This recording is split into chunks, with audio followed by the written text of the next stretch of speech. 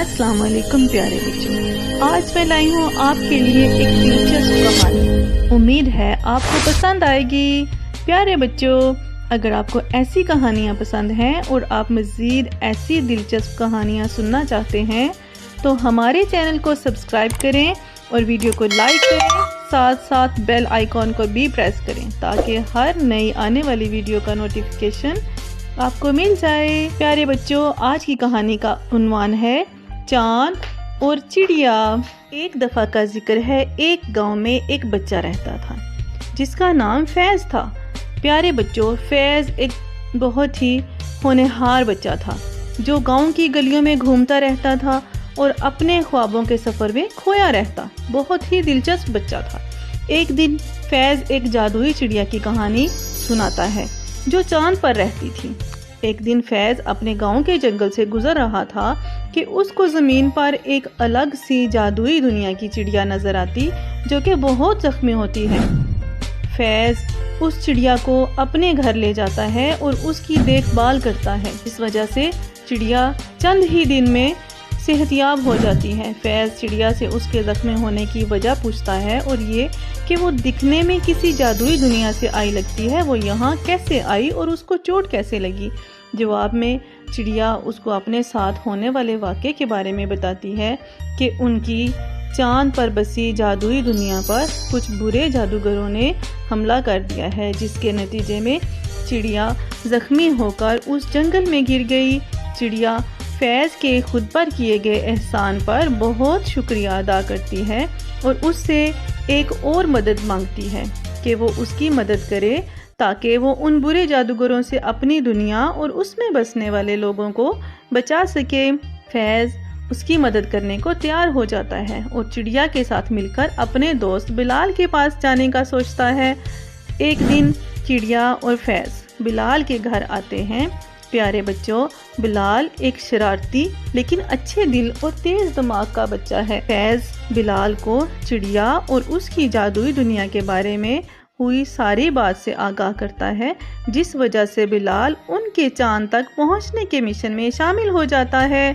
चिड़िया अपनी जादुई ताकत को इस्तेमाल करते हुए उन दोनों के साथ मखसूस रास्ते पर सफर करते हुए अपनी दुनिया को बचाने निकल पड़ती है। उन्हें रास्ते में बहुत सी मुश्किलात का सामना भी होता है क्योंकि उन बुरे जादूगरों ने उस दुनिया के इर्द गिर्द अपना जादू चलाया होता है ताकि उनकी मर्जी के बगैर कोई वहाँ कदम भी ना रख सके। जादूगरों के चेले जादुई दुनिया के बाहर पहरेदारी भी कर रहे थे, लेकिन वो तीनों हिम्मत नहीं हारते और हर मुश्किल को हौसले और सब्र तहम्मुल के साथ और बिलाल की अक्लो दानिशमंदी के साथ पार करते हुए आखिरकार चांद की जादुई दुनिया में पहुंच जाते हैं और बात करने वाले जानवरों और रोशन मनाजिर की एक जादुई दुनिया को देखकर बहुत ही हैरान होते हैं। जादुई दुनिया को हैरत भरी नजरों से देखते हैं।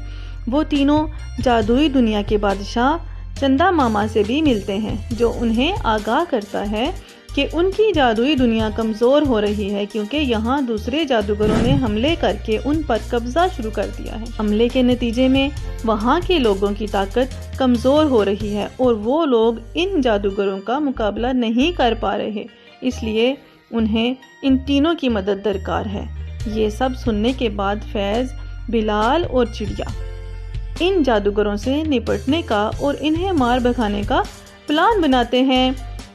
चूँकि चिड़िया चांद की जादुई दुनिया में रहती है, इसलिए वो अपनी ताकत फैज और बिलाल की मदद और अक्ल और दानिशमंदी से इन तमाम जादूगरों का डट कर मुकाबला करती है और इनको अपनी जादुई दुनिया यानी चांद से मार भगाते हैं। अब वहाँ के लोग हंसी खुशी रहते हैं। चिड़िया और चांद के बादशाह समेत तमाम लोग फैज और बिलाल का बहुत शुक्रिया अदा करते हैं और उनको अपनी जादुई दुनिया की सैर करवाते हैं। उसके बाद बिलाल और फैज अपने गांव को वापसी की राह पर गामजन हो जाते हैं। फैज और बिलाल अपने गांव वापस आ जाते हैं और सबके साथ चांद पर हुई जादूगरों के हमले से लेकर चांद से भगाने तक तमाम रोदाद सुनाते हैं, तमाम किस्सा सुनाते हैं और उन्हें جادوئی دنیا کی خیالی سیر بھی کرواتے ہیں۔